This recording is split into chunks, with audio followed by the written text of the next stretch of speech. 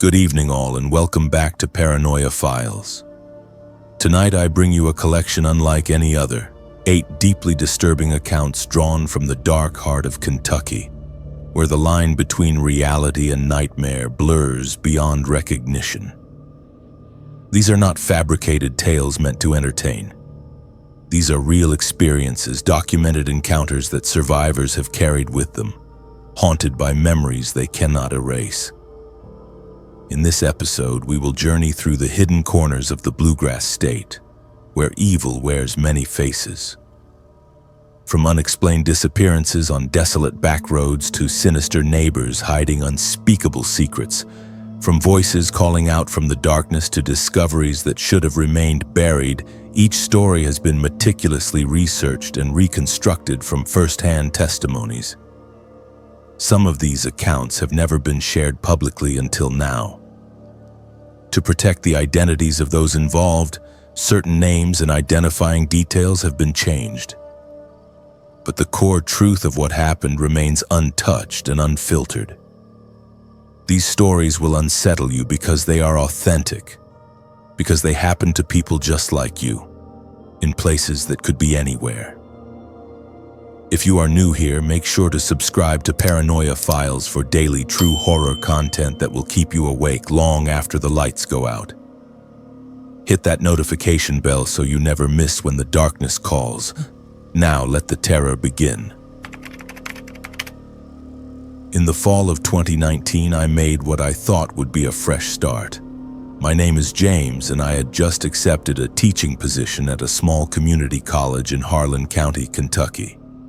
The pay was not great, but it was steady work, and after years of bouncing between adjunct positions in larger cities, the idea of settling down in a quiet mountain town felt like exactly what I needed.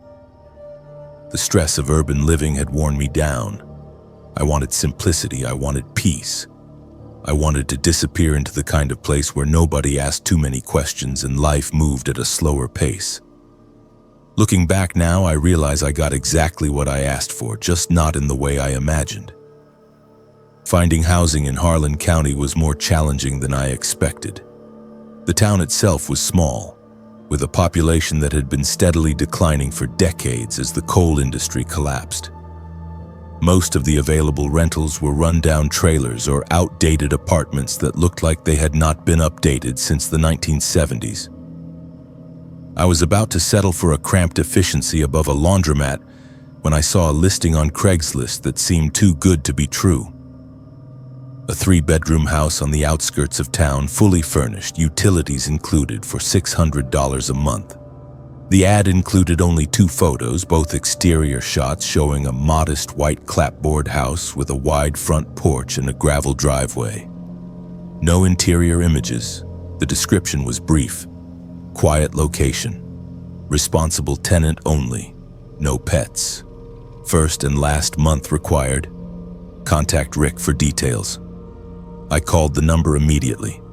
A man answered on the second ring. His voice was gravelly and slow, with the thick Appalachian accent that I would come to recognize as typical of the area. He introduced himself as Rick Holcomb and said he had owned the property for nearly 30 years. When I asked why the rent was so low, he explained that the house had been sitting vacant for over a year and he just wanted someone reliable to look after it. He did not ask many questions. He did not run a background check. He simply asked if I could meet him the following afternoon to see the place and sign a lease if I was interested. I agreed without hesitation. The house sat at the end of a narrow gravel road that wound up into the hills about 4 miles outside of town. Dense woods surrounded the property on 3 sides, and the nearest neighbor was at least half a mile away. It was isolated, but not uncomfortably so. The kind of place where you could sit on the porch at night and hear nothing but crickets and the occasional distant bark of a dog. Rick was already waiting when I arrived, leaning against the hood of an old pickup truck with his arms crossed. He was probably in his mid-60s, lean and weathered, with thinning gray hair and eyes that seemed to constantly scan his surroundings. He shook my hand without smiling and led me up the creaking wooden steps to the front door. Inside, the house was exactly as advertised, plain but clean. The furniture was outdated but functional. A floral couch and mismatched armchairs in the living room. A small kitchen table with 2 wooden chairs. A queen-sized bed in the master bedroom with a handmade quilt folded at the foot. Everything had the faint smell of mothballs and dust, the scent of a place that had been closed up for too long. Rick walked me through each room quickly, pointing out the thermostat, the breaker box, and the water heater. When we reached the basement door in the kitchen, he paused. His hand rested on the doorknob, but he did not turn it. "Basement is just for storage," he said. "Nothing down there you need to worry about. Washer and dryer are in the mudroom off the back porch, so no reason to go down there." I nodded, thinking nothing of it at the time. He handed me the keys. I signed the lease on the kitchen counter, and within an hour I was officially a resident of Harlan County. The first few weeks were uneventful. I settled into a routine.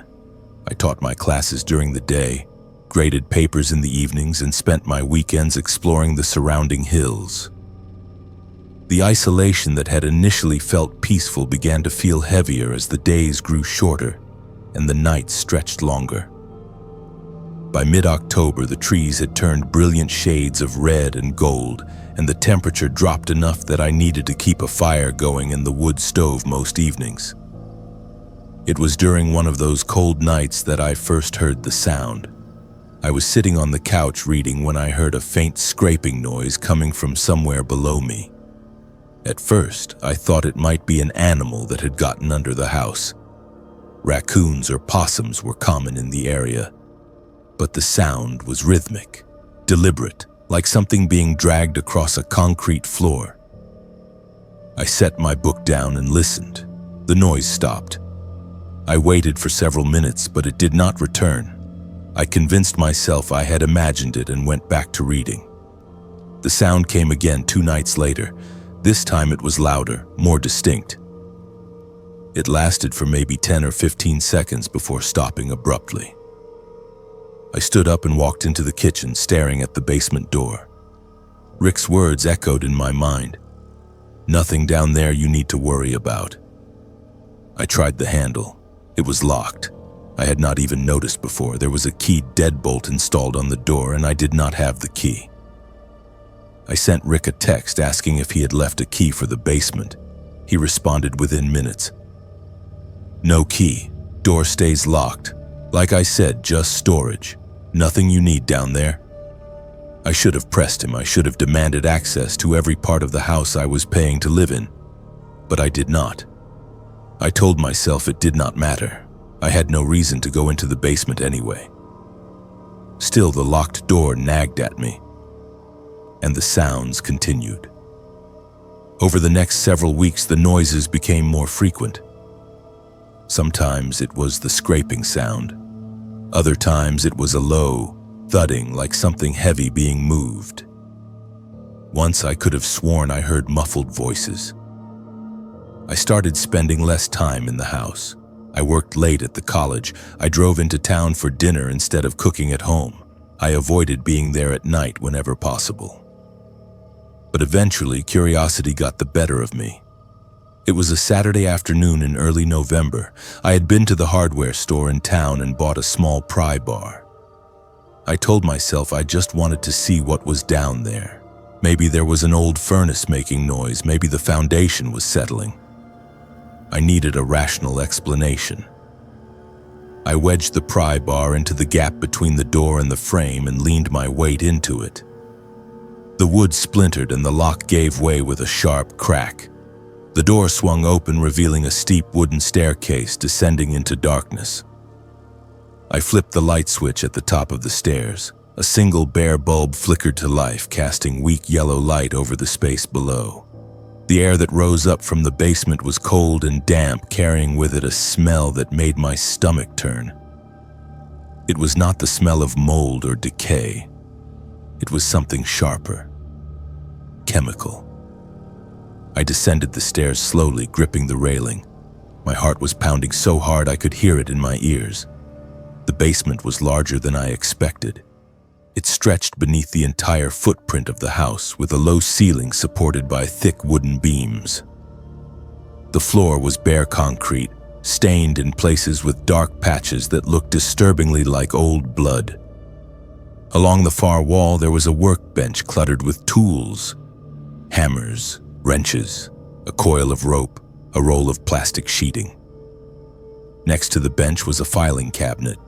I opened the top drawer and found it stuffed with manila folders. I pulled one out at random and opened it. Inside were photographs, dozens of them, Polaroids mostly. The images showed women, young women. Some looked like they were sleeping. Others looked terrified. In the margins of several photos, someone had written dates and names in neat block letters.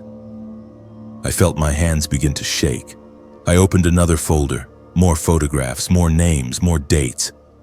Some of the dates went back more than 20 years. I pulled out my phone to call the police, but there was no signal. I had not thought to check before coming down. I turned to leave, but something caught my eye. On the floor near the corner of the room, partially hidden beneath a tarp, was a large object. I walked over and pulled the tarp aside. Beneath it was a chest freezer. It was old and rusted, but it was plugged in. The motor was humming softly. I stared at it for a long moment. Every instinct I had told me not to open it. But I could not stop myself. I lifted the lid. Inside was not what I expected. There were no bodies, no evidence of violence. Instead, the freezer was filled with dozens of sealed plastic bags. Each one contained what looked like personal items: wallets, jewelry, clothing, and in each bag, there was a small laminated card with a photograph and a name. I recognized some of the faces from the folders. These were trophies, keepsakes. I let the lid fall shut and stumbled backward, my mind racing. I do not remember climbing the stairs. I do not remember grabbing my keys or running out of the house. The next thing I was fully aware of was sitting in my car at the end of the driveway, my phone in my hand, finally getting a signal. I dialed 911. The dispatcher answered, and I tried to explain what I had found, but my words came out jumbled and frantic. She told me to stay on the line and that officers were on the way. They arrived within 20 minutes. 2 sheriff's deputies followed by a detective. I led them down into the basement and showed them everything: the photographs, the freezer, the files. They told me to wait outside. I sat on the porch steps while more vehicles arrived: crime scene investigators, a van from the state police. By the time the sun set, the entire property was cordoned off with yellow tape. The detective came out to talk to me around midnight. He asked how long I had been living there. He asked if I had ever met Rick Holcomb in person. He asked if I had noticed anything strange before tonight. I answered as best I could, but I felt like I was speaking through a fog. He told me that the names and dates in the files matched several missing persons cases that had gone cold over the past 2 decades. Women who had disappeared without a trace from towns all over eastern Kentucky. He told me that Rick Holcomb was being brought in for questioning. He told me I could not stay in the house. It was now an active crime scene. I spent that night in a motel in town. I did not sleep. I kept thinking about the locked door, about the sounds I had heard, about the fact that I had been living above that basement for nearly 2 months without knowing what was beneath me. The next morning, I learned that Rick Holcomb had not gone quietly. When officers arrived at his property to bring him in, he barricaded himself inside his trailer and refused to come out. After several hours of negotiation, they breached the door and found him dead. He had taken his own life rather than face what was coming. Over the following weeks, more details emerged. Investigators linked him to at least 14 disappearances spanning from 1998 to 2018. Most of the victims were women in their 20s and 30s who had been hitchhiking or walking alone on rural roads. He would offer them a ride. He would take them to the house, and they would never be seen again. The freezer items were sent to forensics, and several were matched to families who had been searching for their loved ones for years. Bodies were never recovered. He had been meticulous about disposal, but the evidence in that basement was enough to confirm what he had done. I moved out of Harlan County a week later. I broke my lease. I left my furniture behind. I did not care. I just needed to be gone. I have not been back since. But even now, more than 5 years later, I still think about that house. I think about the nights I spent there, unaware of what was directly beneath my feet. I think about the women whose faces I saw in those photographs. I think about how close I came to becoming part of that collection. And I think about the sounds I heard, the scraping, the thudding, the voices. I have tried to convince myself that it was just the house settling, that it was my imagination. But deep down, I know what I heard. And I know that some places hold on to the horrors that happen within them. That house was never just a house. It was a tomb, and I was living on top of it the entire time. I never believed in ghosts. Not really. I am the kind of person who needs evidence, who looks for logical explanations before jumping to supernatural conclusions. My name is Olivia, and for 3 years I worked as a respiratory therapist at St. Catherine Hospital in Ashland, Kentucky. It is an old facility built in 1924, with long corridors that smell like disinfectant and floors that creak no matter how carefully you walk. The building has been renovated over the decades, but certain wings retain that heavy, oppressive feeling that old hospitals tend to carry. I always attributed that feeling to the architecture, to the knowledge of how much suffering had occurred within those walls over the years. I never thought the feeling came from something else, something that was still there. I started working night shifts in the summer of 2021. The pay differential was better, and I have always been a night owl. My responsibilities included monitoring patients on ventilators, administering breathing treatments, and responding to codes when patients went into respiratory distress. The work was demanding but rewarding. Most nights passed without incident, but there were other nights when I would walk down the dimly lit hallways of the 4th floor and feel like I was being followed. Nights when I would hear footsteps behind me, only to turn and find the corridor empty.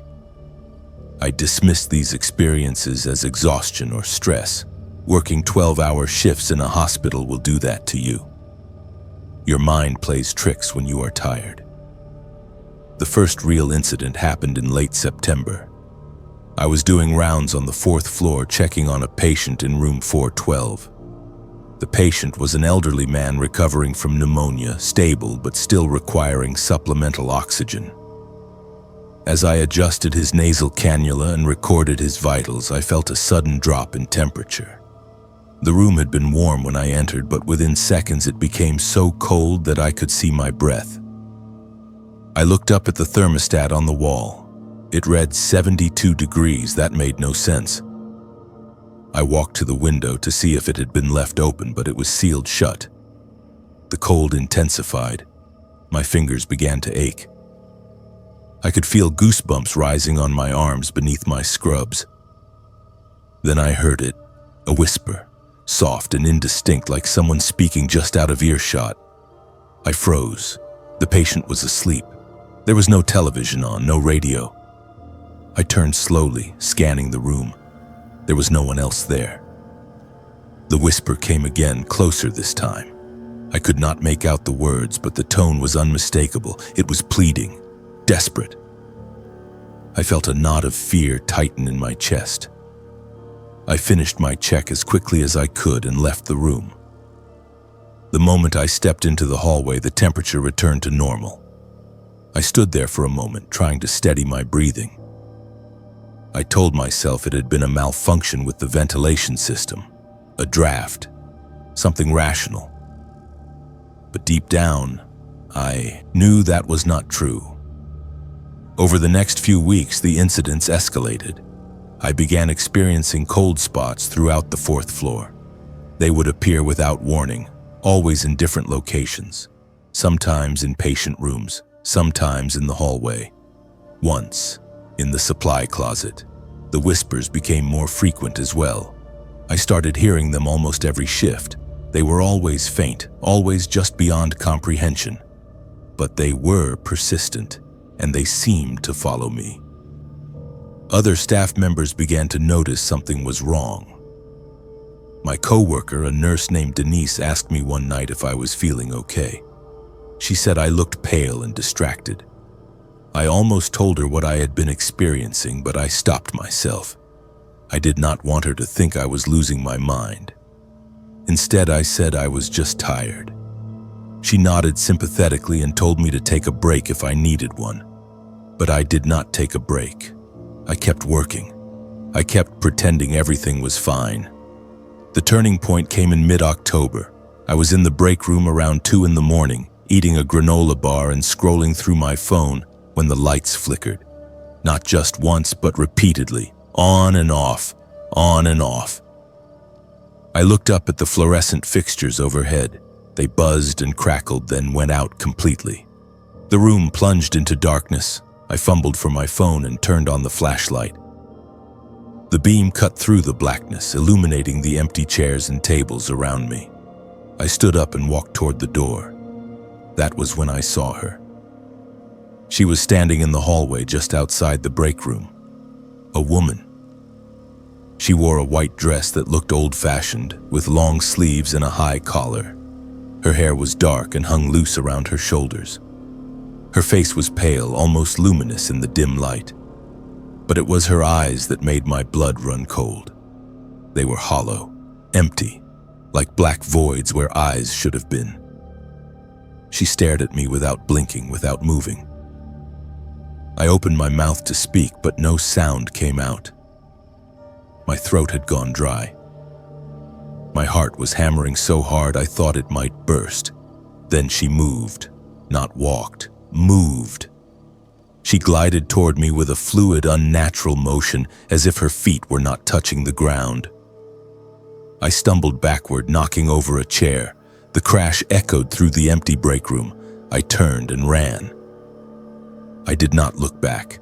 I did not stop until I reached the nurse's station on the other side of the floor. Denise was there, typing notes into a computer.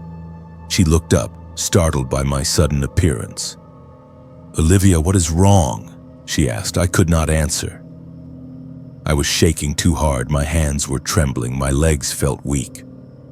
Denise stood up and guided me to a chair. She brought me a cup of water and told me to breathe. It took several minutes before I could speak. When I finally did, I told her everything. The cold spots, the whispers, the woman in the hallway. I expected her to dismiss it, to tell me I was imagining things, but she did not. Instead, she looked at me with an expression I could not quite read. It was somewhere between sympathy and resignation. "You are not the first person to see her," Denise said quietly. I stared at her. "What do you mean?" She sighed and leaned against the counter. "There have been reports for years. Staff seeing a woman in white on the 4th floor, hearing whispers, feeling cold spots. Most people do not talk about it because they do not want to sound crazy, but it happens. More often than you would think." "Who is she?" I asked. Denise hesitated, then she said, "There is a story. I do not know how much of it is true, but people say a patient died on this floor back in the 1950s. A young woman. She had been admitted for tuberculosis, but she did not die from the disease. According to the story, she was murdered. One of the doctors was having an affair with her. When she threatened to expose him, he killed her. Made it look like she had succumbed to the illness. No one ever found out the truth. But people say her spirit never left." I felt a chill run down my spine. Did they ever catch him? Did anyone investigate? Denise shook her head. "Not that I know of. It was a different time. Things were covered up more easily back then. The story has been passed down through the staff over the years, but there is no official record of it. Just rumors." I went home that morning feeling unsettled. I could not stop thinking about the woman in the hallway, about her empty eyes, about the possibility that she had been murdered and forgotten. I tried to sleep, but every time I closed my eyes, I saw her standing there, staring at me. I decided I needed to know more. If there was any truth to the story, I wanted to find it. I spent the next few days researching the history of St. Catherine Hospital. I combed through old newspaper archives, looking for any mention of unexplained deaths or scandals from the 1950s. It took hours, but eventually I found something. An article from 1954. It was brief, only a few paragraphs, but it mentioned the death of a patient named Margaret Ellis. She had been 23 years old. Cause of death was listed as complications from tuberculosis. There was no mention of foul play, no indication that anything unusual had occurred, but the timing matched, and the name stuck with me. I brought the article to work and showed it to Denise. She read it carefully, then handed it back to me. "That could be her," she said, "but there is no way to know for sure." I could not let it go. Over the following weeks, I continued to experience the haunting, the cold spots, the whispers. And now, occasionally, I would see her, always at a distance, always watching. She never came close again, but her presence was constant. I began to feel like she was trying to tell me something, like she wanted me to understand. Then one night, everything changed. I was in room 418, checking on a patient who had just been intubated. The room was quiet except for the rhythmic hiss of the ventilator. As I adjusted the settings, I felt the familiar drop in temperature. I looked up and saw her standing in the corner of the room. She was closer than she had ever been before, close enough that I could see the details of her face, the hollowness of her eyes, the paleness of her skin. And for the first time, I heard her speak. "Help me," she whispered. The words were clear and unmistakable. "Help me." I took a step toward her. "What do you want?" I asked, my voice shaking. She raised one hand and pointed toward the wall. I followed her gaze and saw what she was indicating. There was a section of the wall near the floor that looked slightly different from the rest. The paint was discolored, as if it had been patched over. I knelt down and ran my fingers along the surface. It felt loose. I pulled at the edge and a small piece of drywall came away, revealing a hollow space behind it. Inside was a metal box, old and rusted. I pulled it out and opened it. Inside were documents, medical records, letters, and photographs. I spread them out on the floor and began to read. What I found confirmed everything. Margaret Ellis had not died from tuberculosis. She had been given a lethal dose of morphine by a doctor named Richard Caldwell. The letters detailed their affair and her threats to expose him. The medical record showed the discrepancies in her treatment. This was evidence of murder. I looked up, but the woman was gone. The cold had lifted.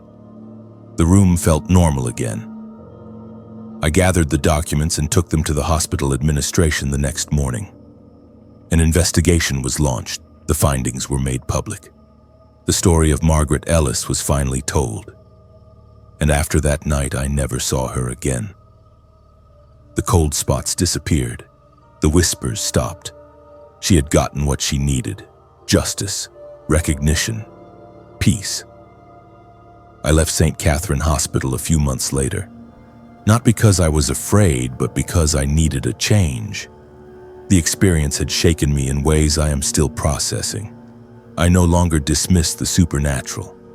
I no longer assume that everything has a logical explanation. Some things exist beyond our understanding.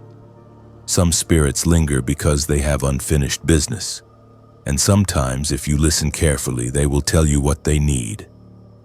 Margaret Ellis is at peace now, but I will never forget her. And I will never forget the lesson she taught me. The dead do not always rest quietly. Sometimes they speak, and when they do, we owe it to them to listen.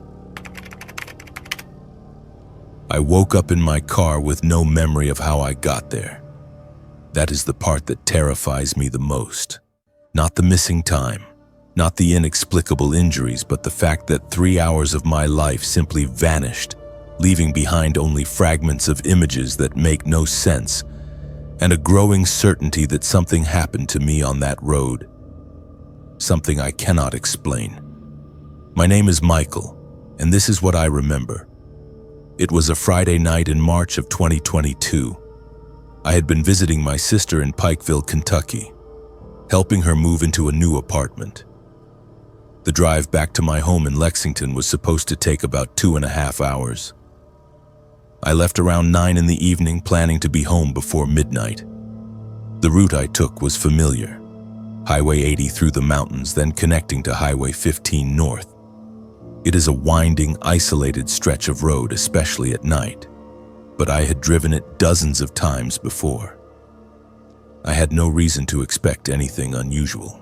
The first hour of the drive passed without incident. I had the radio on, flipping between stations whenever the signal faded in the hills. The roads were empty. I had not seen another car in at least 20 minutes.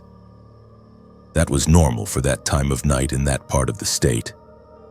Around 10:15, I turned onto a smaller county road that cuts through a particularly remote section of forest.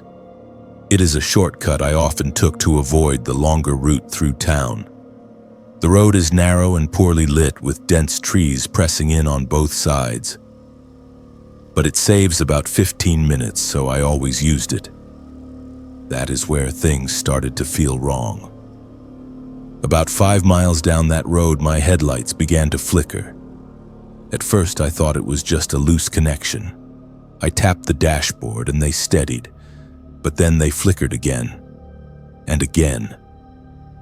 Each time, the darkness seemed to press closer, as if the forest itself was trying to swallow the light. I slowed down, gripping the steering wheel tighter.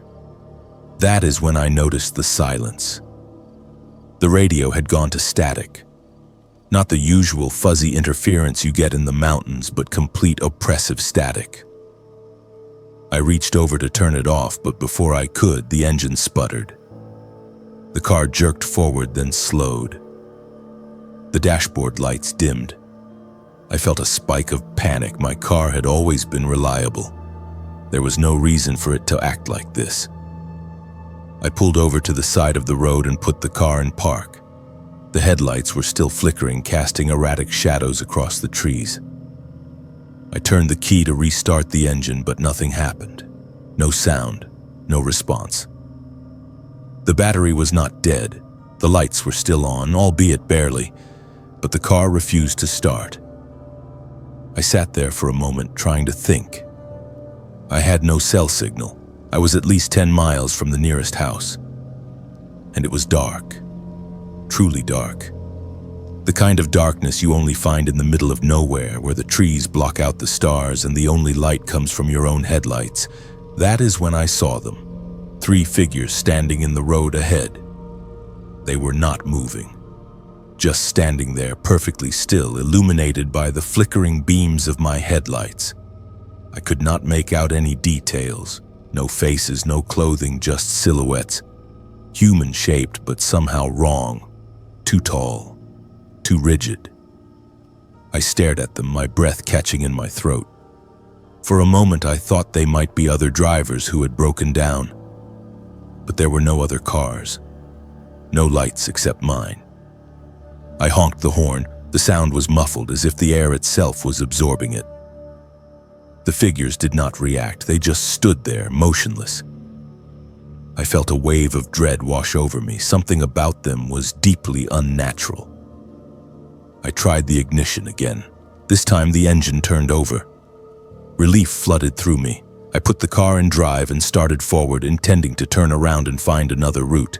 But as I approached the figures, they moved. Not walked. Moved. They shifted positions in an instant, as if they had teleported. One moment they were in the center of the road. The next they were standing at the edge of the trees on either side, and one was directly in front of my car. I slammed on the brakes. The car skidded to a stop. I was close enough now to see more details, but what I saw made no sense. The figure in front of me had no face. Where there should have been eyes, a nose, a mouth, there was only smooth, blank skin. Or maybe not skin, maybe something else. Something that looked almost like fabric stretched too tight over a formless mass. I do not remember what happened next. That is the part that haunts me. The last clear memory I have is sitting in my car, frozen with fear, staring at that faceless figure. And then nothing. A void, a gap where time should be. When I woke up, I was still in my car, but I was no longer on that county road. I was parked on the shoulder of Highway 15, nearly 40 miles north of where I had been. The sun was just beginning to rise. I looked at the clock on the dashboard. It was 6:30 in the morning. I had lost over 8 hours, but it felt like only seconds had passed. I sat there, disoriented and confused, trying to piece together what had happened. My hands were shaking, my head ached, and when I looked down, I noticed something that made my stomach drop. There were marks on my arms, 3 parallel scratches on each forearm, perfectly symmetrical, as if something had gripped me with clawed fingers. The scratches were not deep, but they were fresh. Blood had dried around the edges. I had no memory of how they got there. I checked the rest of my body, no other injuries, just the scratches. I grabbed my phone from the passenger seat. It was dead, despite having been fully charged when I left Pikeville. I plugged it into the car charger and waited for it to turn on. When it finally did, I saw that I had missed dozens of calls and texts. My girlfriend, my sister, friends, all asking where I was, all increasingly frantic as the hours passed without a response. I called my girlfriend. She answered on the first ring. Her voice was tight with worry and anger. "Where the hell have you been?" she demanded. "I have been calling you all night." I tried to explain, but I could not find the words. How do you tell someone that you lost 8 hours of your life? That you woke up miles from where you should have been with no memory of how you got there? She thought I was lying. She thought I had been out drinking or cheating or something equally mundane. She did not believe me when I said I did not know what had happened. And honestly, I did not blame her. I drove home in a daze. When I got there, I went straight to the bathroom and examined the scratches more closely. They were too precise to have been accidental, too deliberate, but I had no explanation for them. I showered and tried to sleep, but every time I closed my eyes, I saw those figures standing in the road, those blank, faceless forms. I could not shake the feeling that something had happened to me out there, something I was not supposed to remember. Over the next few days, I tried to move on. I told myself it had been some kind of mental break, stress, exhaustion, a hallucination brought on by fatigue. But the scratches remained, and so did the gaps in my memory. I could not stop thinking about that road, about those figures, about the missing time. I needed answers. So I did what anyone in my position would do. I started researching. What I found chilled me to the core. I was not the first person to experience something strange on that road. Not by a long shot. There were reports going back decades, people vanishing for hours, sometimes days. Cars found abandoned with no sign of the drivers. Witnesses reporting seeing strange lights in the trees. Figures standing in the road that disappeared when approached. Some of the stories were eerily similar to mine. Missing time, unexplained injuries, a sense of overwhelming dread that lingered long after the encounter. One account in particular stood out.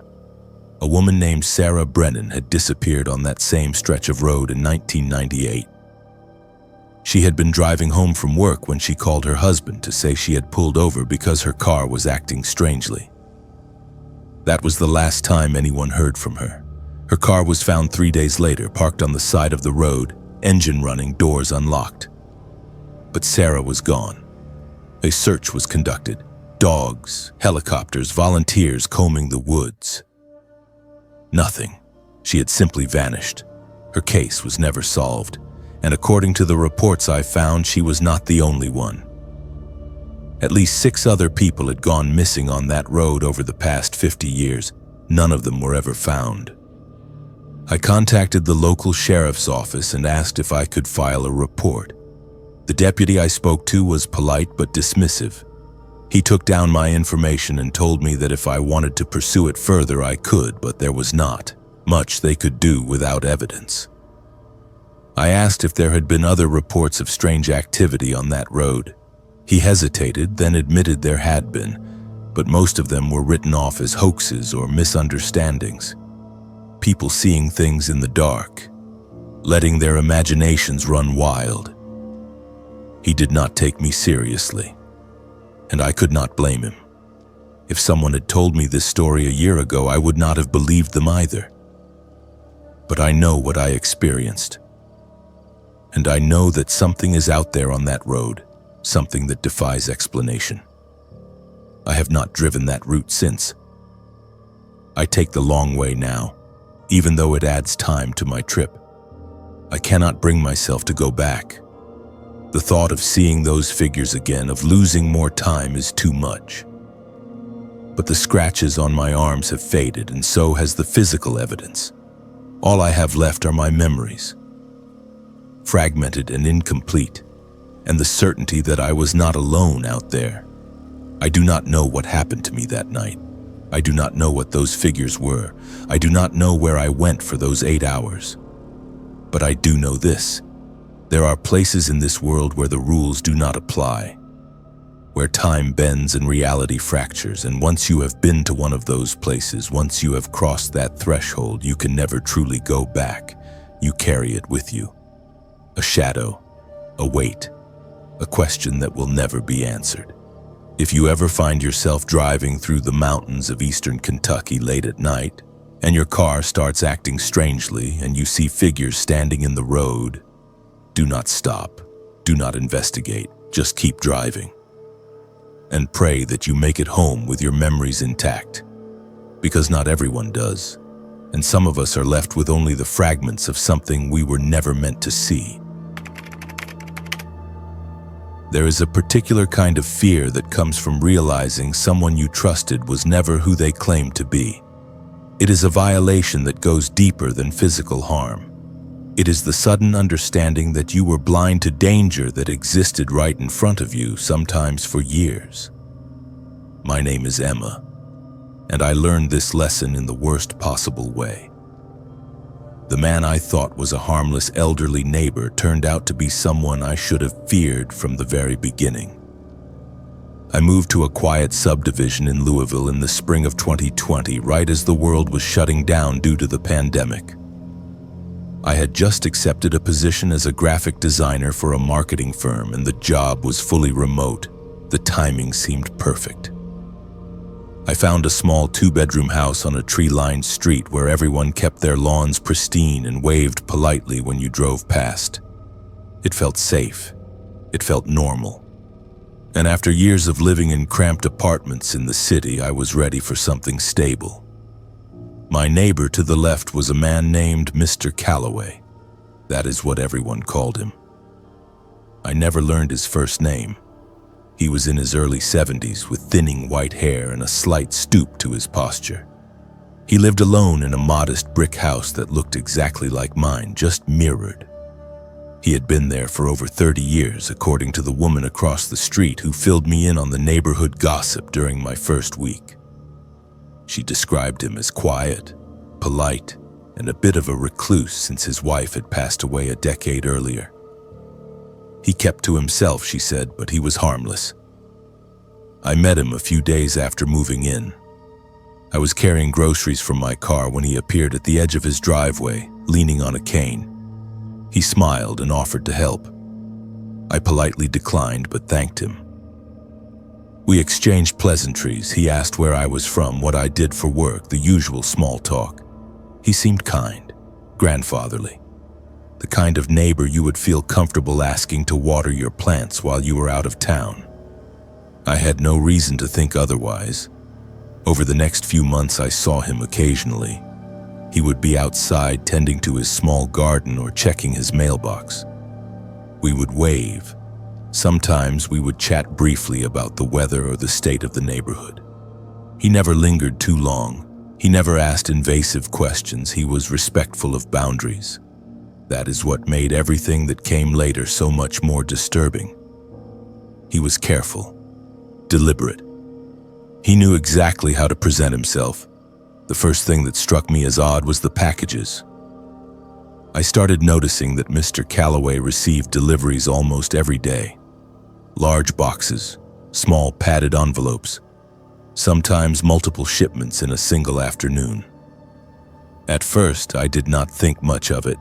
Plenty of people shop online, especially during the pandemic when going to stores felt risky. But the volume seemed excessive, and the timing was strange. The packages were always delivered, late in the evening, often after dark. I would hear the delivery truck pull up, and a few minutes later I would see Mr. Calloway shuffling outside to collect whatever had been left on his porch. One night in early July, I was sitting on my back porch with a glass of wine, enjoying the cool evening air. My yard backed up to Mr. Calloway's, separated by a low wooden fence. I could see into his kitchen window from where I sat. Usually the blinds were drawn, but that night they were open. I was not trying to spy. I was just looking in that direction when movement caught my eye. Mr. Calloway was standing at his kitchen table and he was unpacking one of the boxes. I could not see exactly what was inside, but I saw him pull out what looked like plastic sheeting. Rolls of it. He stacked them neatly on the table, then moved out of view. I told myself it was nothing. Maybe he was doing a home improvement project. Maybe he was preparing to paint a room. But something about the scene felt wrong. It was the way he moved, methodical, secretive, like he was handling something he did not want anyone to see. I finished my wine and went inside, trying to shake the uneasy feeling that had settled over me. The packages continued, and so did the noises. I started hearing sounds coming from his house late at night, muffled thuds, the occasional scrape of something heavy being dragged across a floor. At first, I assumed he was just moving furniture or doing repairs, but the sounds were frequent, and they always happened after midnight, when the neighborhood was silent. I found myself lying awake, listening, trying to convince myself that I was being paranoid. Then came the smell. It started in mid-August, a faint, sickly sweet odor that seemed to drift over from his property. It was strongest in the mornings when the air was still. I thought maybe an animal had died under his porch or in his yard. It would not be unusual, but the smell persisted. Weeks went by and it only seemed to get worse. I considered saying something to him, but I did not want to be rude. I did not want to overstep. So I said nothing. The turning point came on a Saturday night in late September. I had been working late on a project and decided to take a break around 11.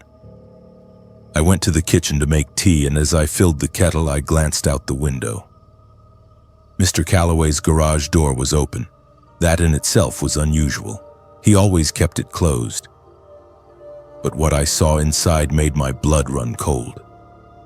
There were barrels. Large blue plastic barrels, the kind you might use to store water or chemicals. There were at least 6 of them lined up against the back wall of the garage, and in front of them Mr. Calloway was standing with another man, someone I did not recognize. They were talking, but I could not hear what they were saying. The other man handed Mr. Calloway an envelope. Mr. Calloway opened it, counted something inside, then nodded. The other man got into a truck parked in the driveway and left.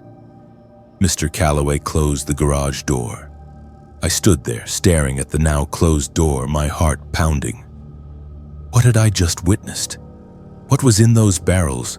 Why was someone coming to his house in the middle of the night to exchange money?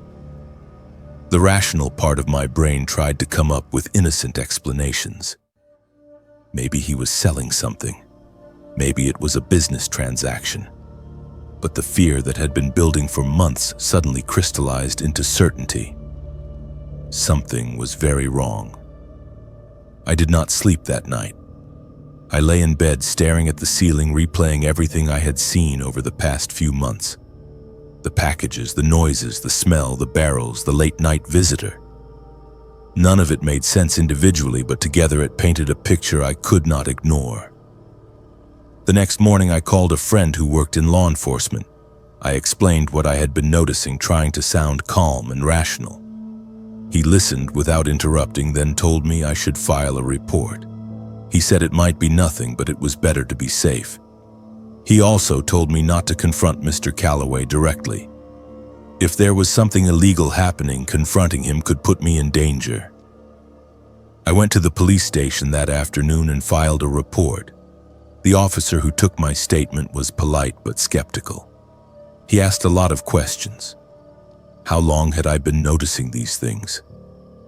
Had Mr. Calloway ever threatened me? Had I seen anything explicitly illegal?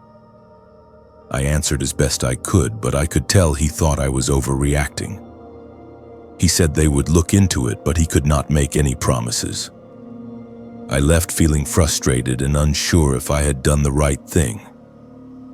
3 days later, I woke up to the sound of sirens. I looked out my front window and saw police cars parked in front of Mr. Calloway's house. Officers were walking up his driveway. My stomach dropped. I watched as they knocked on his door. He answered, looking confused. They spoke to him for a few minutes, then he stepped aside and let them in. More officers arrived. A van from the crime scene unit pulled up. I grabbed my phone and called my friend in law enforcement. He told me to stay inside and lock my doors. Over the next several hours, I watched as officers carried evidence out of Mr. Calloway's house. Boxes, bags, the blue barrels from the garage.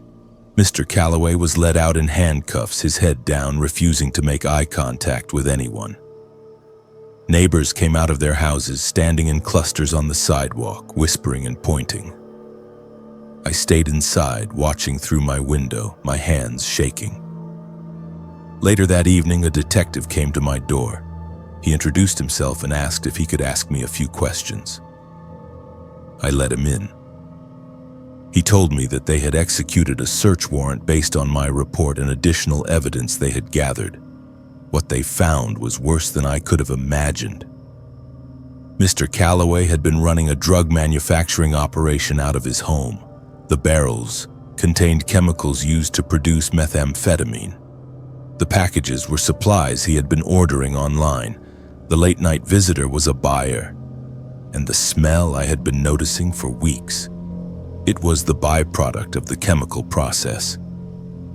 The detective thanked me. He said that if I had not reported what I saw, the operation could have continued for months or even years. He also told me that Mr. Calloway had a criminal history I had not known about. Decades ago, he had been arrested for assault and served time in prison. After his release, he had kept a low profile, but clearly he had never stopped being involved in illegal activity. The kind, grandfatherly persona he projected was a carefully constructed lie. I moved out of that house 6 months later. I could not stay there. Every time I looked at Mr. Calloway's house, I felt sick.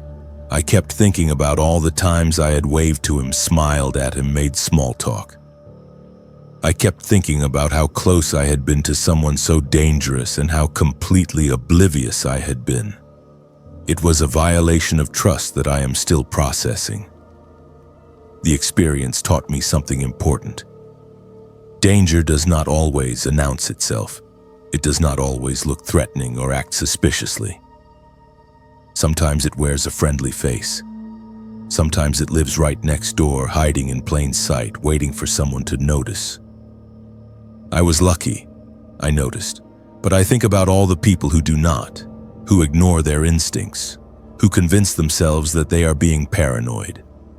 And I wonder how many Mr. Callaways are out there, living quietly among us, hiding secrets that would terrify us if we knew the truth. Inheritance is supposed to be a blessing. It is supposed to represent security, family history, a connection to the past.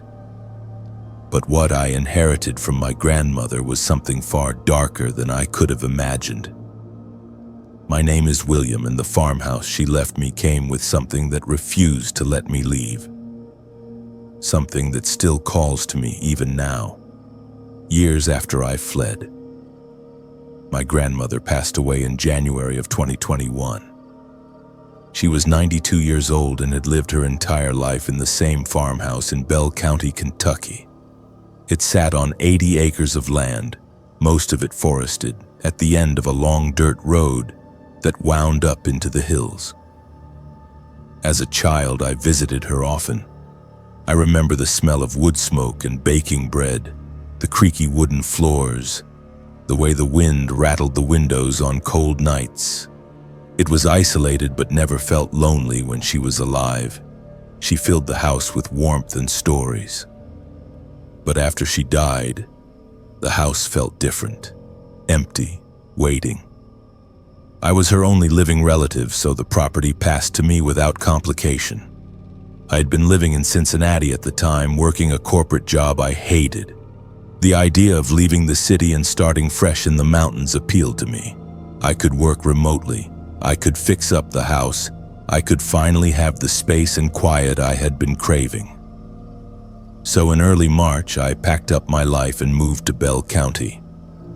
The first week was uneventful. I spent my days sorting through my grandmother's belongings, deciding what to keep and what to donate. The nights were quiet, too quiet maybe. The kind of silence that presses in on you when you are used to the constant hum of city noise. But I adjusted. I told myself I would get used to it. The voice started on the 8th night. I was sitting in the living room reading by the light of an old lamp when I heard it, faint, distant. A woman calling out from somewhere beyond the house, "Help me, please, help me." The words were clear but fragmented, as if carried on the wind. I set my book down and listened. The voice came again, slightly louder. "Help me." It was coming from the woods behind the property. My first thought was that someone was hurt. Maybe a hiker or a neighbor. I grabbed a flashlight and my phone, threw on a jacket, and went outside. The night was cold and moonless. My flashlight beam cut through the darkness as I walked toward the tree line. "Help me." The voice was clearer now, more urgent. I followed it, pushing through the underbrush, calling out to let whoever it was know I was coming. But the deeper I went into the woods, the more the voice seemed to move. It was always just ahead, just out of reach. After about 10 minutes, I stopped. Something felt wrong. The voice had been leading me deeper into the forest, but I had not seen any signs of a person. No footprints, no broken branches, nothing. And now that I was standing still, I realized the voice sounded strange. It was too consistent, too repetitive. The same words, over and over. "Help me. Please help me." No variation, no explanation, just a loop. I turned around and walked back to the house, my heart pounding. I convinced myself it had been an animal. A fox, maybe. They can make sounds that resemble human voices. Or perhaps it was the wind playing tricks on me. I locked the doors, went to bed, and tried to forget about it. But the voice came back the next night, and the night after that. Always the same, always starting around 10 in the evening, always coming from the woods. "Help me, please, help me." I stopped going outside to investigate. I stopped opening the windows. I kept the doors locked and the curtains drawn, but I could still hear it. Muffled but persistent. A woman crying out for help that I could not provide because I did not know where she was or even if she was real. By the end of the second week, I was barely sleeping. The voice had started to change. It was getting louder, closer, and it was no longer just at night. I would hear it in the afternoon while I was working. I would hear it in the morning while I was making coffee. It followed me. It surrounded me. And worst of all, it started to feel familiar. The tone, the cadence. It reminded me of someone, though I could not place who. I called my grandmother's old neighbor, a man named Earl who had lived down the road for decades. I asked him if anyone had ever gone missing in the area, if there were any stories about the woods behind the property. He was quiet for a long moment. Then he said, "Your grandmother never told you?" "Told me what?" I asked. He sighed. "There was a girl, long time ago, 1960s I think, she disappeared. Folks said she went into those woods and never came out. They searched for weeks but never found a body. Some people thought she ran away. Others thought something worse happened. Your grandmother never liked to talk about it." "What was her name?" I asked. Earl hesitated. Sarah Hartley. She was your grandmother's younger sister." The words hit me like a punch to the chest. I had never known my grandmother had a sister. She had never mentioned her, not once in all the years I had known her. Why? What had happened?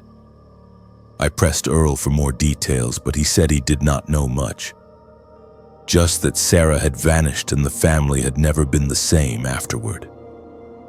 That night the voice was louder than ever, and for the first time it said something different. "William." It called my name. "William, help me. Please." I sat in the living room paralyzed as the voice repeated my name over and over.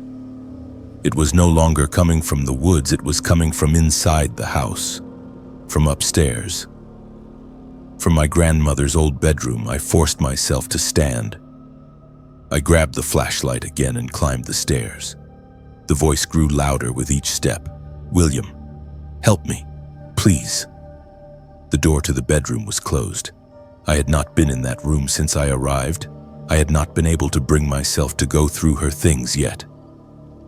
I turned the handle and pushed the door open. The room was dark. I shined the flashlight around. Everything looked the same as it always had. The bed, the dresser, the rocking chair by the window. But the voice was deafening now. It was all around me, pressing in from every direction. And then I saw her. She was standing in the corner of the room. A woman. Young, maybe in her early 20s. She wore a simple dress, the kind you might see in old photographs from the 1960s. Her hair was long and dark. Her face was pale, and her eyes were hollow, empty, but not in the way you might imagine. They were not dead. They were pleading, desperate. She looked at me and spoke, her lips moving in sync with the voice I had been hearing for weeks. "Help me, William, please. I am still there. I am still in the woods." I stumbled backward, dropping the flashlight. It rolled across the floor, the beam spinning wildly. When I picked it up and shined it back toward the corner, she was gone. But the voice remained, fainter now, fading. "I am still there. Help me." The next morning, I went into the woods. I went deeper than I had gone before, following an instinct I could not explain. About half a mile from the house, I found a clearing I had not noticed before. In the center of the clearing was a large, moss-covered rock, and beneath it, partially exposed by years of erosion, were bones. Human bones. I called the police. They came within the hour. An investigation was launched. The remains were identified as Sarah Hartley, my grandmother's missing sister. She had been dead for nearly 60 years. The cause of death was inconclusive, but the evidence suggested she had been buried there shortly after her disappearance. Whether it was an accident or something more sinister, we will never know. After the remains were recovered and given a proper burial, the voice stopped. The woods went silent. The house felt lighter, as if a weight had been lifted. I stayed for another month, but I could not shake the feeling that I was not alone, that something else lingered in that place. something that had been tied to Sarah, something that had kept her there all those years. I sold the property in the summer of 2021 and moved back to Cincinnati. I have not been back since.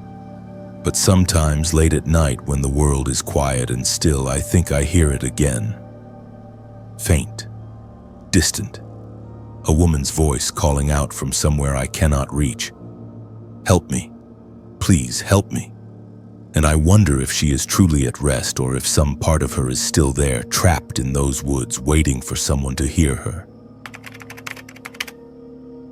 There are some things we are not meant to see, some truths that exist outside the boundaries of what we understand as reality. I learned this the hard way when I bought a camcorder at an estate sale in Bowling Green, Kentucky. What I found on that device defied every rational explanation I could construct. My name is Ava, and I am still trying to make sense of what I witnessed. More troubling, I am still trying to understand why someone wanted me to stop looking. It was a Saturday in April of 2023.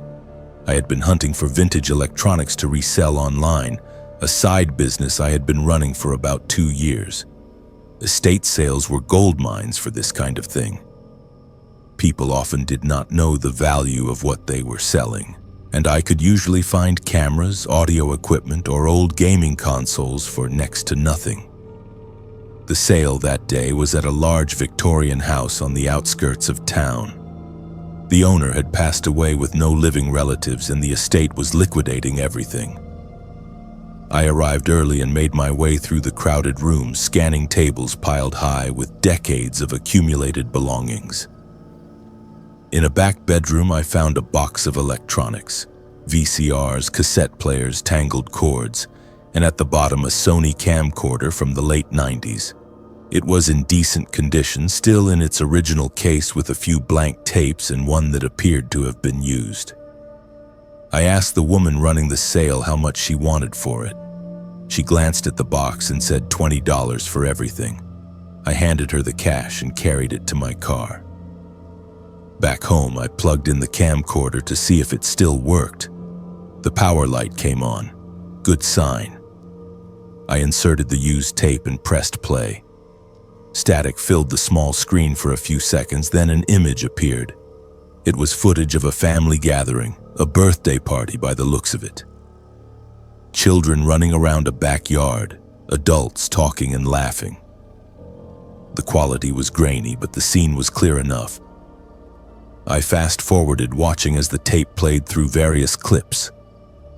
A Christmas morning, a graduation, a vacation to the beach, typical home videos. Nothing unusual. I was about to stop the tape and move on when something caught my attention. The timestamp on the footage had changed. The earlier clips were dated between 1998 and 2001, which made sense given the age of the camcorder. But the next clip showed a date of October 15, 2019. That did not make sense. The camcorder was from the 90s.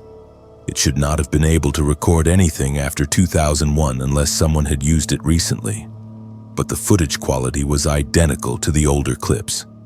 Same grain, same color saturation, as if it had been recorded on the same type of tape at the same time. I watched the 2019 clip closely. It showed a man sitting alone in a dimly lit room. He was middle-aged with graying hair and tired eyes. He was speaking directly to the camera, but there was no audio. His lips moved, but the camcorder had not captured sound. He looked distressed, anguished even. He held up a piece of paper with writing on it, but the image was too blurry to read. The clip lasted about 30 seconds, then cut to black. I rewound and watched it again.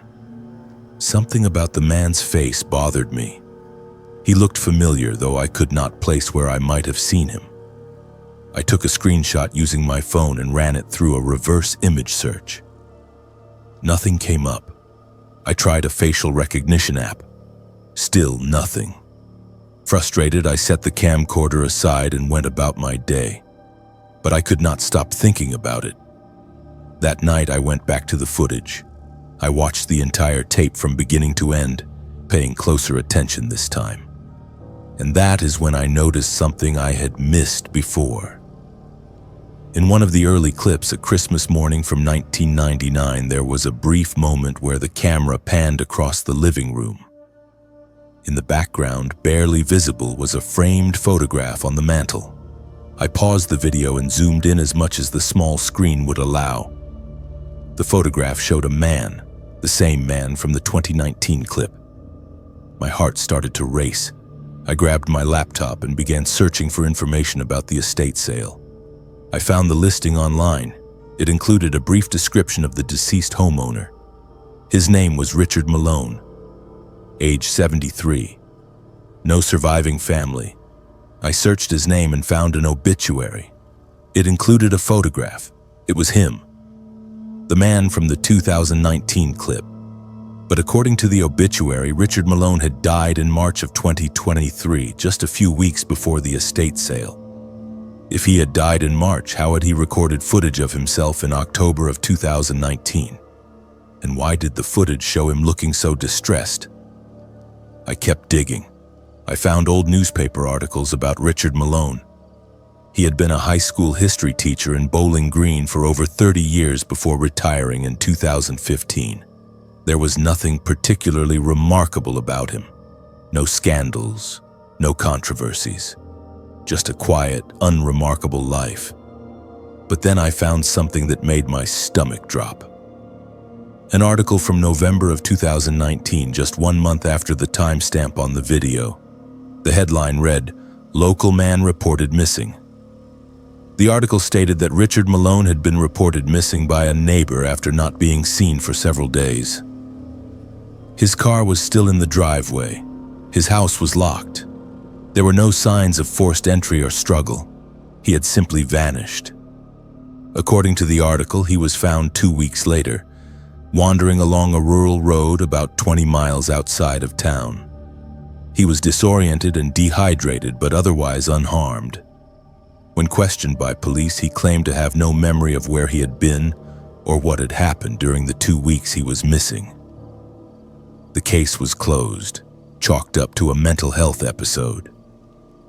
Richard returned to his normal life, and the incident was forgotten. But now I had footage of him from the day he disappeared.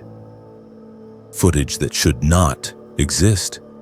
Footage that showed him in distress, trying to communicate something. I had to know more. I decided to reach out to someone who might have known him. I found the contact information for the neighbor who had reported him missing, a woman named Linda Graves. I called her and explained that I had purchased some items from the estate sale and was trying to learn more about Richard Malone. She was hesitant at first, but eventually agreed to meet with me. We met at a coffee shop the following afternoon. Linda was in her 60s, soft-spoken and kind. She told me that Richard had been a good neighbor, quiet, kept to himself. She said the disappearance had been very strange. One day he was there, the next he was gone. When he came back, he was different, withdrawn, paranoid. He stopped going out. He stopped answering the door. She said she tried to check on him a few times, but he always insisted he was fine and did not want company. I asked if he had ever mentioned anything unusual happening to him, anything that might explain the 2 weeks he was missing. She shook her head. He never talked about it. The police said it was probably some kind of breakdown, but I do not know. He seemed scared, like he was hiding from something. I thanked her for her time and left, more confused than ever. That night I went through the rest of the tapes that had come with the camcorder. Most were blank, but one had additional footage. This time the timestamp was March 10th, 2023, just days before Richard Malone died. The clip showed the same room as before, but now it was messier. Papers scattered everywhere, books piled on the floor, and Richard looking even worse than he had in the 2019 clip. Thinner, older, hollow-eyed. He was speaking to the camera again, his lips moving urgently. And then, in the final seconds of the clip, he held up another piece of paper. This time the writing was clear. It said, "They are watching.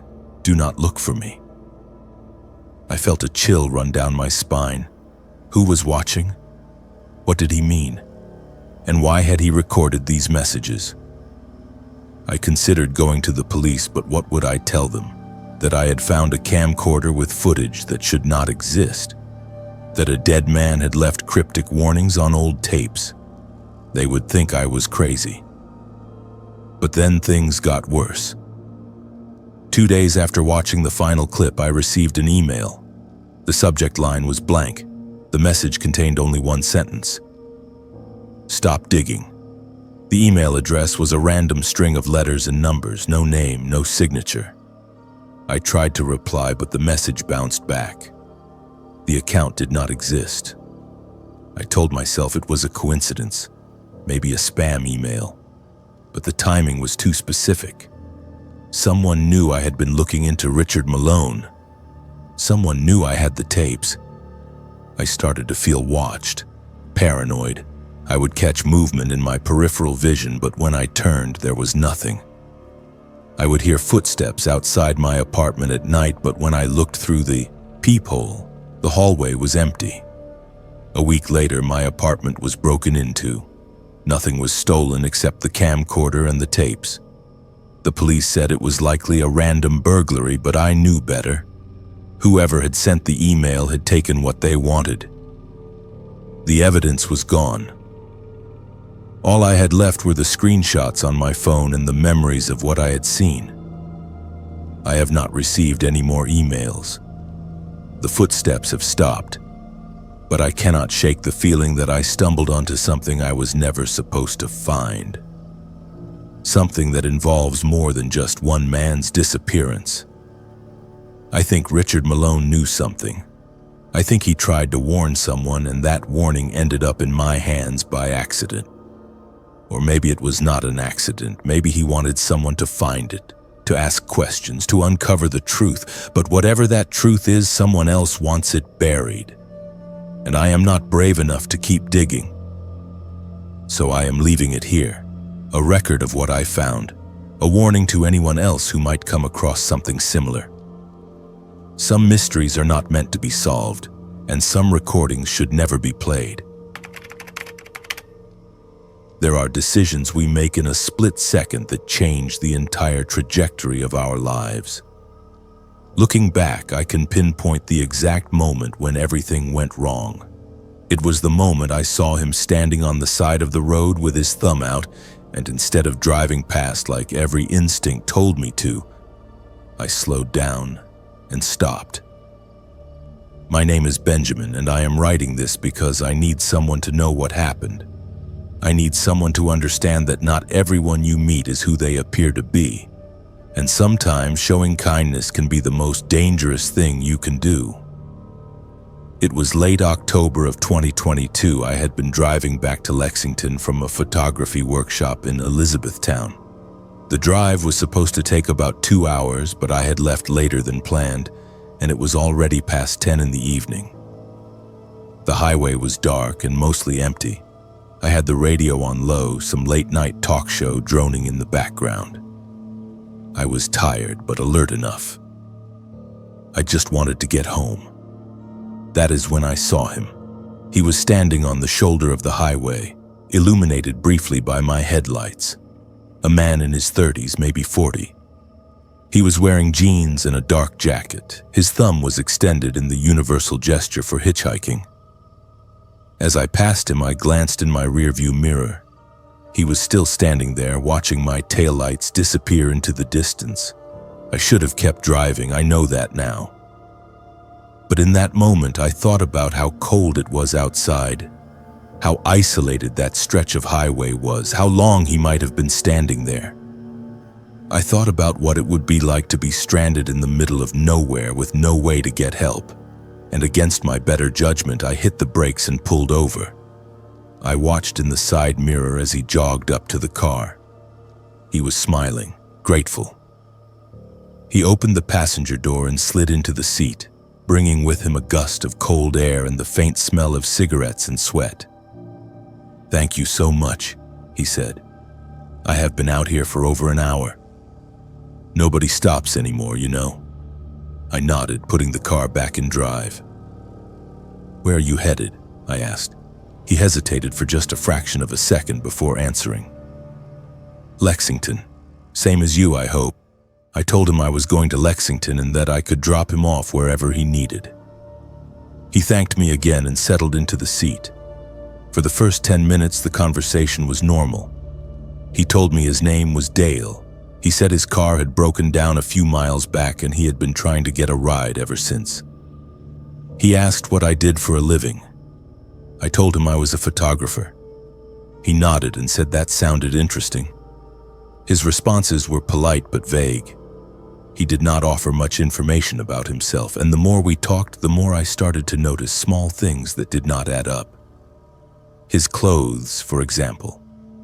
They looked too clean for someone who had been stranded on the side of the road for over an hour. His shoes were spotless.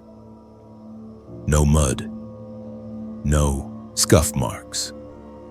And when he had gotten into the car, I had not seen any broken down vehicle on the side of the road. Not behind us, not ahead of us, nothing. I told myself maybe I had just missed it. Maybe it was farther back than I thought. But the doubt lingered. Then there was the way he kept glancing at me. Not in a conversational way, but in a studying way, like he was assessing me, calculating something, and his hands. He kept them folded in his lap, but I noticed his fingers twitching, fidgeting, like he was nervous or excited. I could not tell which. About 20 minutes into the drive, I noticed something else. There was a smell in the car, faint at first, but growing stronger. It was metallic, sharp, like copper, like blood. I glanced over at him. His jacket was zipped up to his chin. I could not see if there was anything underneath. But the smell was unmistakable. My heart started to race. I tried to keep my voice steady. "So where exactly in Lexington do you need to go?" I asked. He did not answer right away. He just stared out the windshield. Then quietly he said, "Anywhere is fine." That was when I knew something was very wrong. I tightened my grip on the steering wheel and tried to think. We were still at least 40 minutes from Lexington. The highway was dark and empty. There were no exits nearby, no gas stations, no rest stops. Just miles of nothing. I needed to get him out of the car, but I could not do anything reckless. I could not let him know I was afraid. I decided to try a different approach. I told him I needed to stop for gas soon, that I would pull off at the next exit and he could decide from there if he wanted to continue with me or find another ride. He turned to look at me. His expression was unreadable. "Sure," he said, "that works." But there was no next exit, not for another 15 miles. And those 15 miles felt like the longest of my life. I kept glancing at him out of the corner of my eye. He was still sitting there, hands folded, staring straight ahead. But now I noticed something else. There was a bulge in his jacket pocket, something heavy, something that made the fabric sag. My mind raced through possibilities, a weapon, a gun, a knife, I did not know. But I knew I had to be careful. Finally, I saw a sign for an exit, a small town called Lawrenceburg. There was a gas station at the bottom of the ramp. I took the exit and pulled into the station. The lights were bright. There were a few other cars parked at the pumps, people inside the convenience store, witnesses. I felt a wave of relief. I put the car in park and turned to him. "Here we are," I said, trying to sound casual. He looked at the gas station, then back at me. He did not move. "I said I could drop you off anywhere," I repeated. "This seems like a good spot." He smiled. It was not a friendly smile, it was cold, predatory. "I do not think so," he said. "I think you are going to keep driving." My blood went cold. I looked around. There were people nearby. If I screamed, someone would hear me. If I got out of the car and ran, he could not follow me without drawing attention. But before I could move, he reached into his jacket pocket. My breath caught in my throat. I braced myself for whatever was coming. But what he pulled out was not a weapon. It was a wallet, my wallet, the one I kept in the cup holder between the seats. I had not even noticed it was gone. He opened it and pulled out my driver's license. "Benjamin Carter," he read aloud, "428 Maple Street, Lexington, Kentucky." He looked at me. "I know where you live. If you do not keep driving, I will make sure you regret it." Panic surged through me. I looked at the people inside the gas station. I looked at the other cars. I could run, I could scream. But what if he was faster? What if he caught me before I could get help? What if he followed through on his threat? I did not know what to do. So I made a choice. I put the car back in drive and pulled out of the gas station. We got back on the highway. He was still holding my wallet, still holding my license. I felt sick, trapped. My mind was racing, trying to figure out a way out of this. And then I remembered something. My phone. It was in the cup holder where my wallet had been. He had taken the wallet, but he had not taken the phone. I glanced down. It was still there. If I could get it without him noticing, I could call for help, or at least send a message to someone, anyone. I waited until he looked away. Then, as casually as I could, I reached down and grabbed the phone. I held it low below the dashboard and unlocked it. I opened my messages and started typing. I sent a text to my brother. "Dangerous situation. Man in car. Call police. Tell them I am on highway between Lawrenceburg and Lexington." I hit send and quickly locked the phone, slipping it back into the cup holder. Dale did not seem to notice. He was still staring out the windshield, my wallet in his hands. But then, a few minutes later, my phone buzzed. A reply from my brother. "Are you serious? Should I call now?"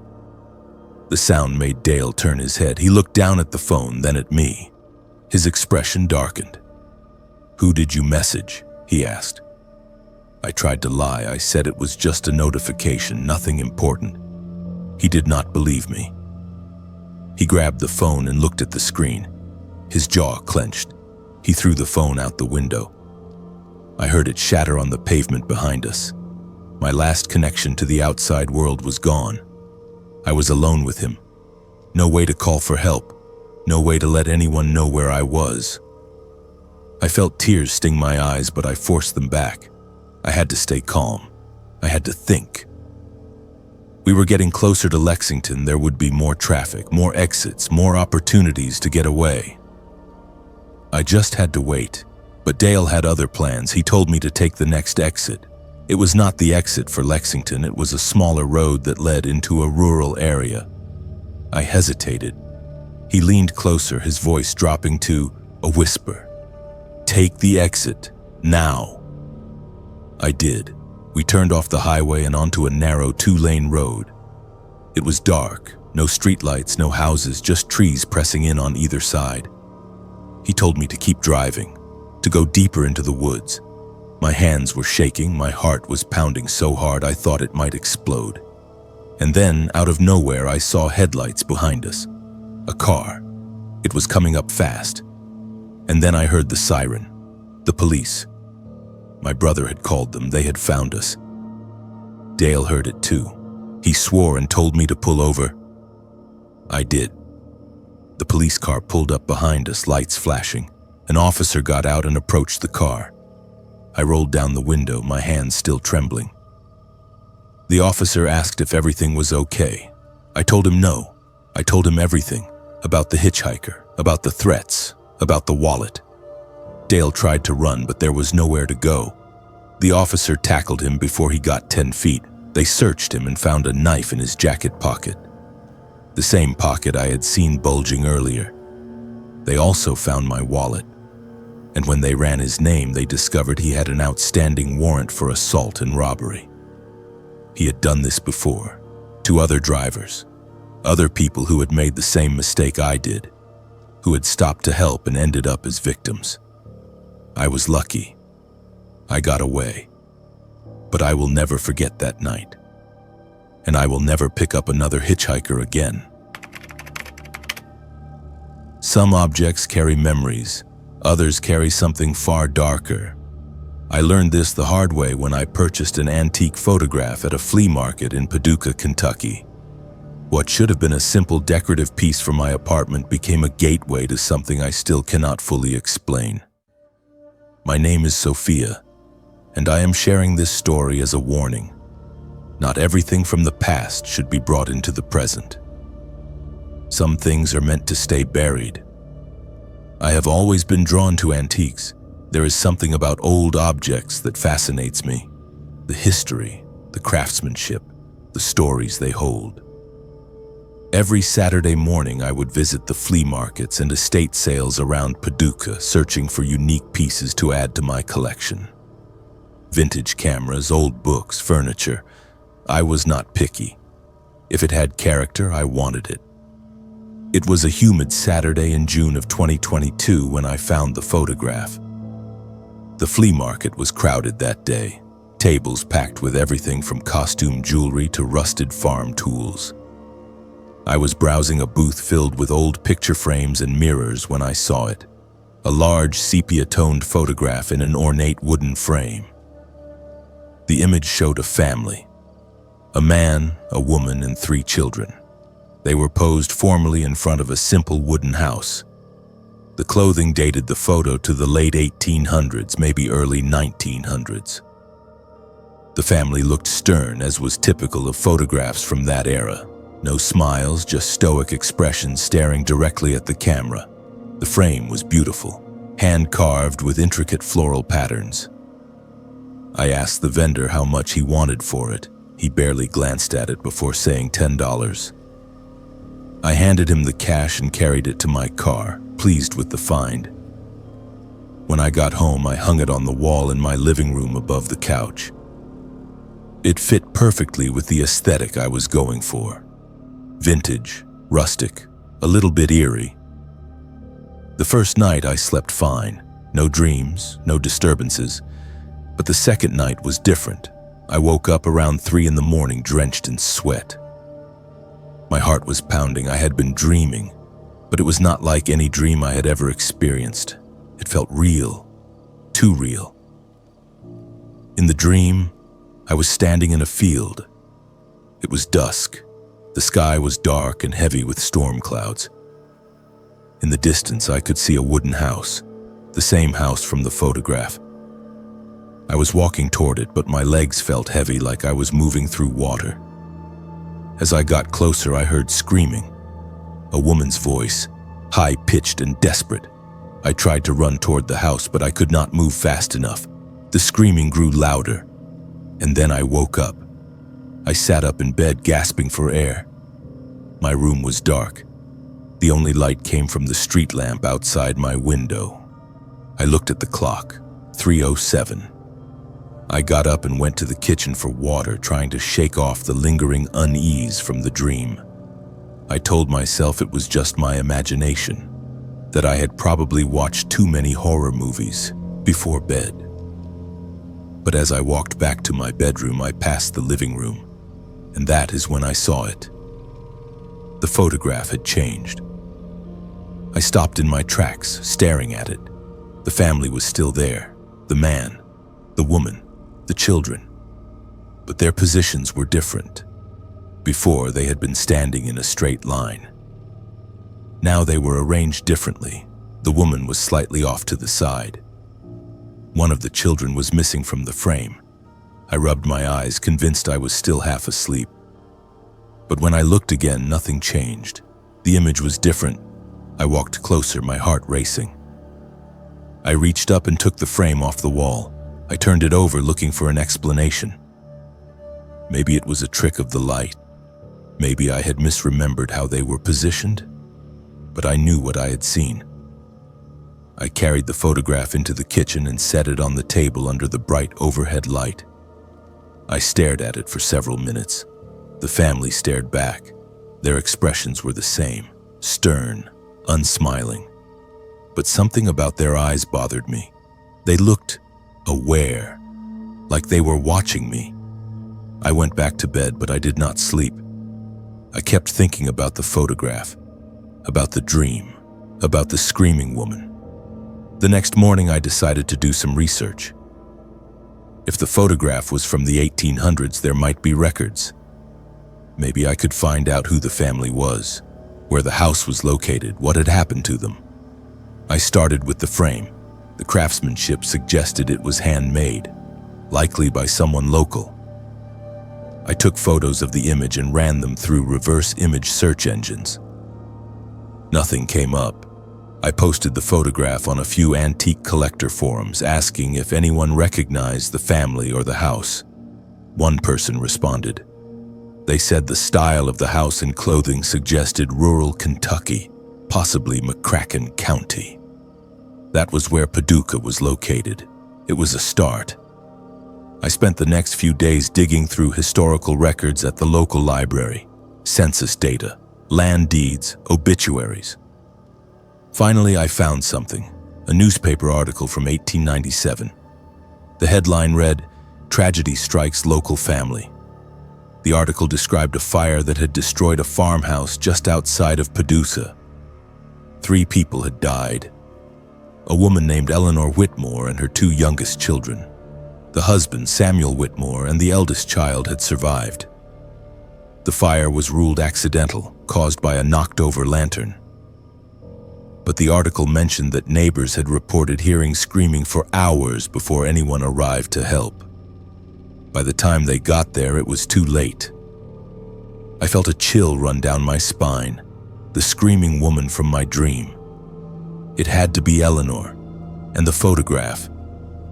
It had to be the Whitmore family, but why had the image changed, and why was I dreaming about them?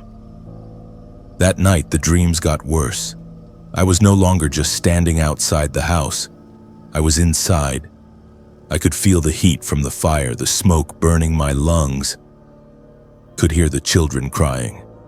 And Eleanor, she was screaming for help, but no one came.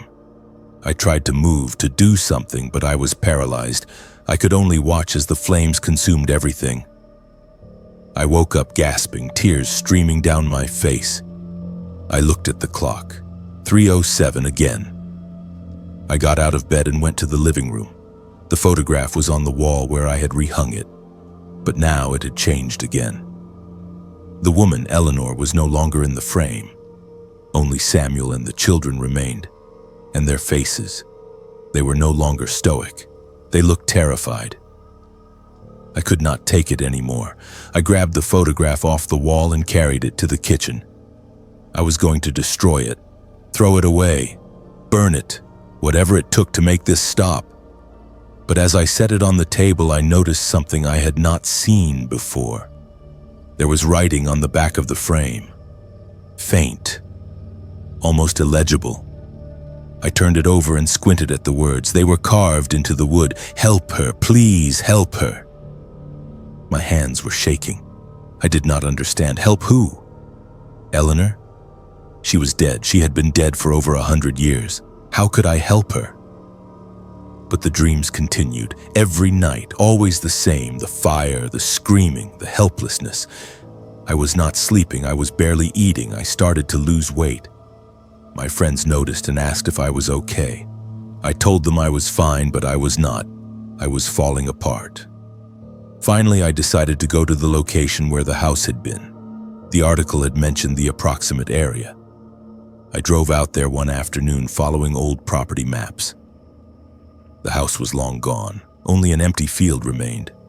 But as I stood there, I felt something. A presence, a weight. Like someone was standing next to me. I looked around. I was alone.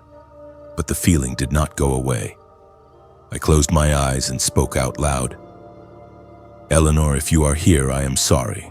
I am sorry for what happened to you. I am sorry you could not be saved. I do not know what else to do." I stood there for several minutes, the wind rustling through the tall grass around me. And then the feeling lifted. The weight was gone. The presence had vanished. I opened my eyes and felt for the first time in weeks a sense of peace. I went home and looked at the photograph one more time. Eleanor was back, but this time she was smiling, just slightly, almost imperceptibly. But it was there, and the children. They looked calm, at peace. I took the photograph down and wrapped it carefully. I could not keep it, But I could not destroy it either. I decided to donate it to the local historical society with a note explaining what I had found about the Whitmore family. Maybe someone there could give it a proper home. Maybe Eleanor's story could finally be told. That night I slept through for the first time in weeks. No dreams, no screaming, no fire, just silence. And when I woke up the next morning, I felt like a weight had been lifted off my chest. Whatever had been haunting me was gone. Eleanor had moved on, and so could I. But I learned something from that experience. Objects are not just objects. They carry energy, memories, sometimes trauma. And when you bring something into your home, you are bringing all of that with it. I still collect antiques, but now I am more careful. I ask questions, I research the history, and if something feels wrong, I trust my instincts and walk away. Because some things are not meant to be owned, some stories are not meant to be forgotten, and some spirits just need someone to listen, to acknowledge their pain, to help them find peace. That is what I did for Eleanor, and in doing so, I found peace for myself as well.